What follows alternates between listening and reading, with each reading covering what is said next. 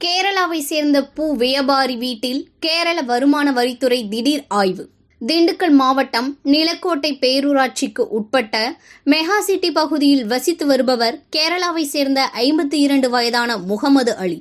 இவர் நிலக்கோட்டை பூ சந்தையில் பூக்களை மொத்தமாக வாங்கி கேரளா மற்றும் வெளிநாடுகளுக்கு தினம்தோறும் அனுப்பி வருகிறார்.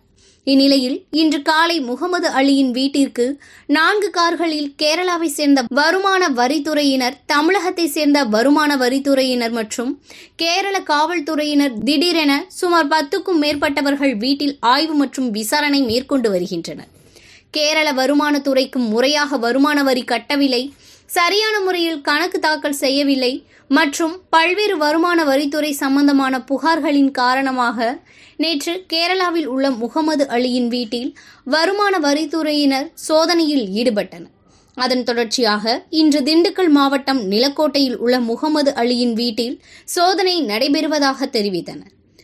பூக்கள் வாங்கி வெளிநாடுகளுக்கு அனுப்பும் வியாபாரியின் வீட்டில் இன்று காலை திடீரென வருமான வரித்துறை சோதனை என்பதால் இப்பகுதியில் பரபரப்பான சூழ்நிலை நிலவி வருகிறது. மேலும் காலை 7 மணிக்கு துவங்கிய வருமான வரித்துறை சோதனை தற்போது வரை நடைபெற்று வருகிறது.